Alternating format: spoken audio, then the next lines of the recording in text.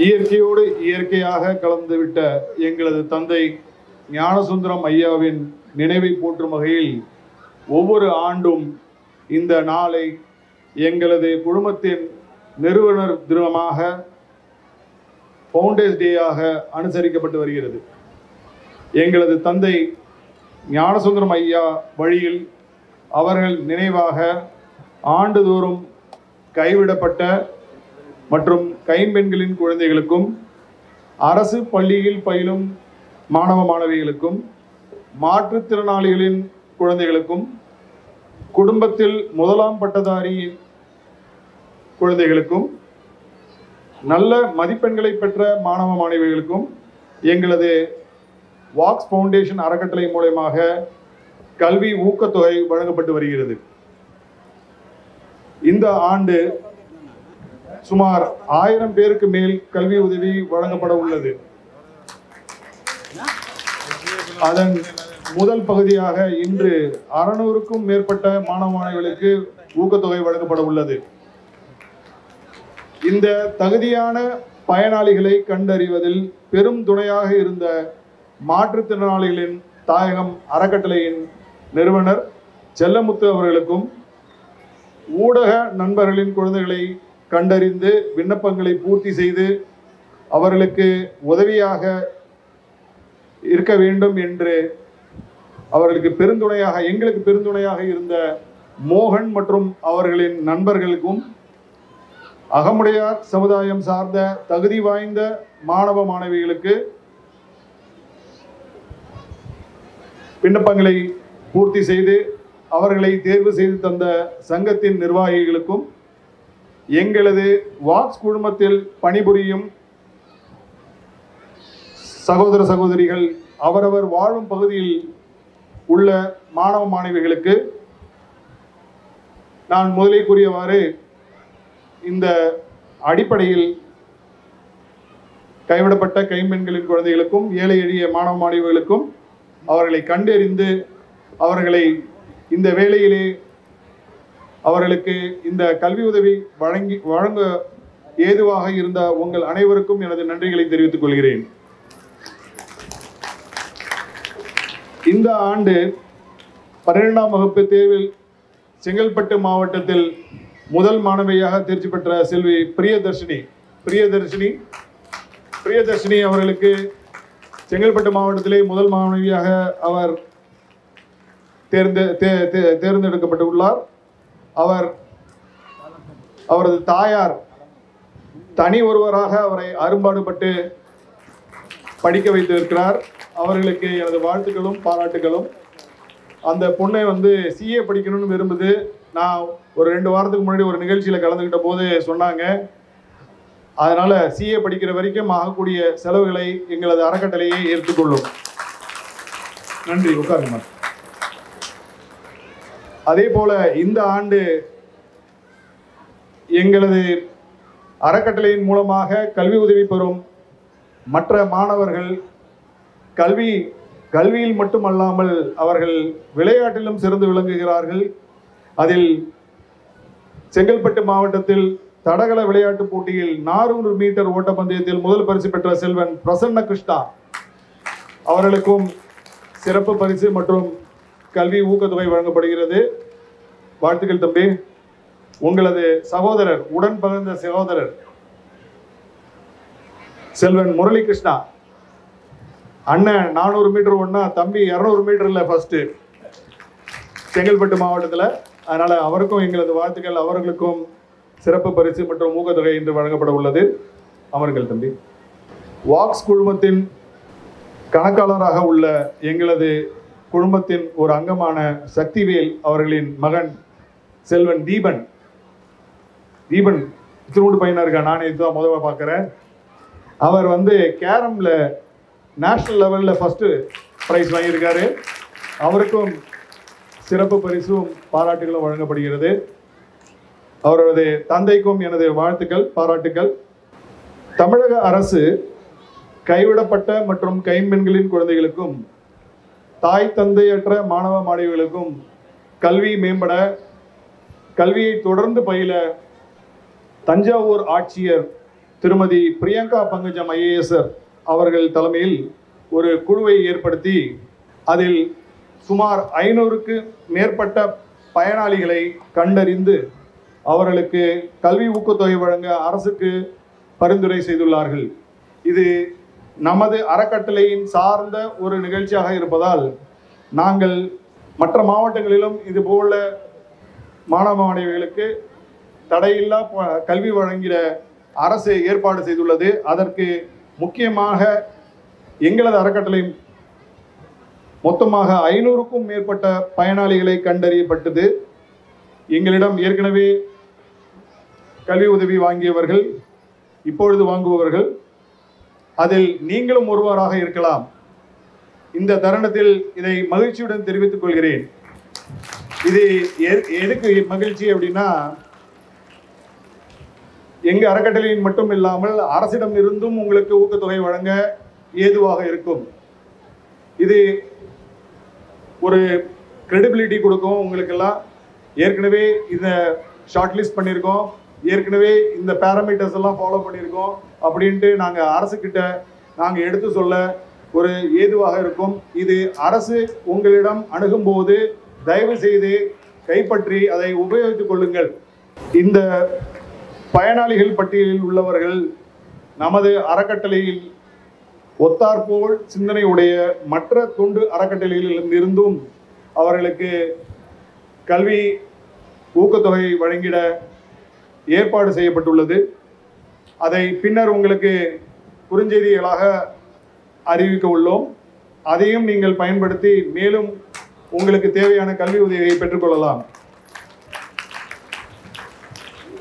பல நல்ல உள்ளம் கொண்ட கல்வியாளர்கள் மூலியமாக சிறந்த மதிப்பெண் பெற்று தேர்ந்தெடுக்கப்பட்ட 50ற்கு மேற்பட்ட மாணவ மாணவிகளுக்கு இலவச பட்டப்படிப்பு அளிக்க அடுத்த ஆண்டு முதல் ஏற்பாடு செய்யப்பட்டுள்ளது.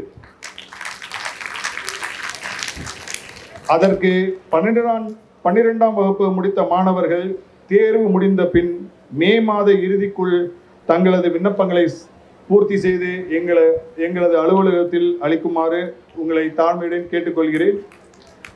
அதுக்கான பேராமீட்டர்ஸ், அதுக்கான வழிவகைகள் உங்களுக்கு பின்னால் அறிவிக்கப்படும். அடுத்த வருடம் பள்ளி பயிலும் மாணவ மாணவிகளுக்கு ஏப்ரல் மாத இறுதிக்குள் அவரவர் தகவல்கள் பூர்த்தி செய்து விண்ணப்பங்களை பூர்த்தி செய்து எங்களது அறக்கட்டளையில் சமர்ப்பிக்குமாறும் தாழ்மையுடன் கேட்டுக்கொள்கிறேன். இந்த சமயத்தில் இங்கே மேடையிலே ஒரு 150 பேருக்கு மட்டும்தான் கல்வி உதவி வழங்க முடியும்.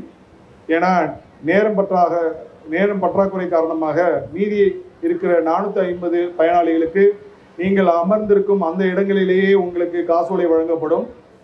அமைதியாக இருந்து காசோலையை பெற்று உணவு அருந்தி வீடு திரும்புமாறு தாழ்மையுடன் கேட்டுக்கொள்கிறேன். வாழ்வில் வெற்றி பெற எங்களது தந்தையார் எப்பொழுதும் கூறும் தாரக மந்திரம், அடிக்கடி கூறும் கருத்து ஏற்கனவே இவங்க சொல்லியிருக்காங்க.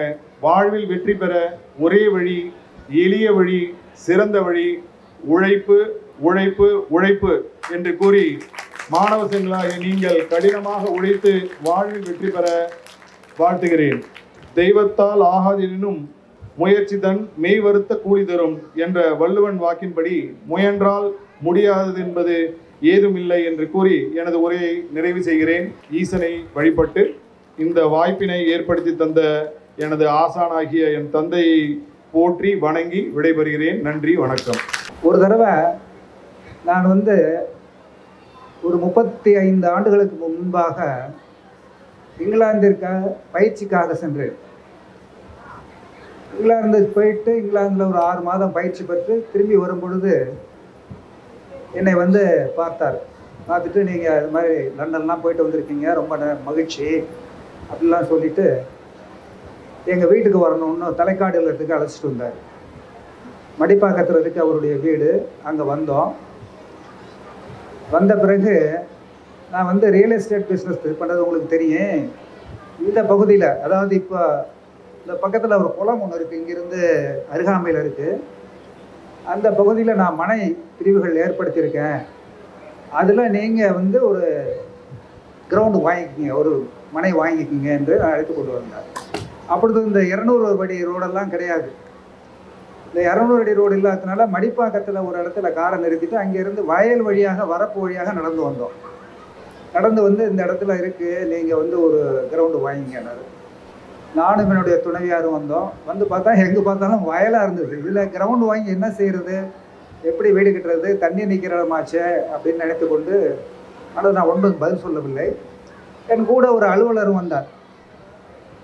அவரை கேட்டேன், என்னங்க இங்கே வாங்கலாமான்னு. சார், இவங்கெல்லாம் ரியல் எஸ்டேட் பண்ணுறவங்க, நம்ம சொந்தக்காரராக இருக்கலாம், ஆனால் வந்து 200 அடி ரோடு வருது, 100 அடி ரோடு வருதெல்லாம் சும்மா சொல்லுவாங்க, அதெல்லாம் ஒன்றும் வராது சார். எதுக்கு நீங்கள் ரொம்ப கஷ்டப்பட்டு சேமித்த தொகையை வந்து அதில் போய் வீணடிக்கிறீங்க அப்படின்னு அவர் ஒரு அட்வைஸ் கொடுத்தாரு. ஸோ ஞானசுந்தரம் சொல்கிறத கேட்காம நான் அவர் சொல்கிறத கேட்டேன். இன்றைக்கு நமக்கு இங்கே நிலம் வாங்கினவர்கள்லாம் கோடீஸ்வரர் ஆகிவிட்டார்கள், லட்சாதிபதி ஆகிவிட்டார்கள். நாம் அதே நிலையில் தான் இருக்கிறோம். அதனால் ஞானசுந்தரம் வந்து ஒரு தீர்க்கதரிசிங்கிறத நான் சொல்கிறேன் விரும்புகிறேன். அந்த அளவிற்கு அவர் தீர்க்கதரிசி மட்டுமல்ல, மற்றவர்களுக்கு உதவி செய்ய வேண்டும் என்ற எண்ணம் கொண்டவர். இதை வந்து நான் பல நேரத்தில் நேரடியாக பார்த்துருக்கேன். அவர் ஒரு புரட்சிகரமான கருத்துக்களை எல்லாம் கொண்டவர், பெரியாரின் சீடராக இருந்தவர். சிறு வயதிலேயே அவர் வறுமைக்கு உட்பட்டு கல்வி கற்றதுனால இந்த கல்வி உதவித்தொகை வழங்க வேண்டும் என்ற ஒரு எண்ணம் அவருக்கு சிறு வயதிலேயே தொடங்கியிருக்கும் என்று நான் எண்ணுகின்றேன்.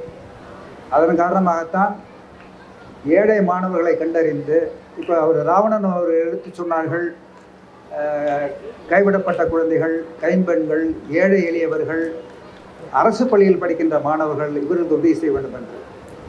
நான் கூட சென்ற மாதம் வரை தமிழ்நாடு அறக்கட்டளை என்ற ஒரு நிறுவனத்தில் 13 ஆண்டுகள் தலைவராக இருந்தேன்.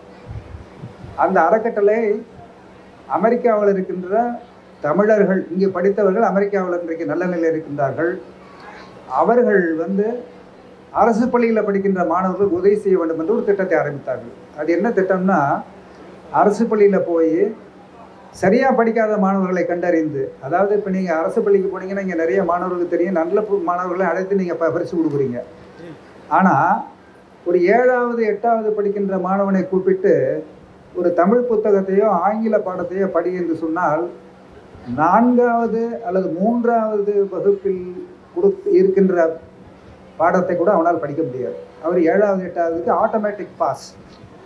அவர் பரீட்சை பாஸ் பண்ணுறாரோ இல்லையோ, ஆனால் 7வது 8வது வகுப்பு படித்து கொண்டே இருப்பார்.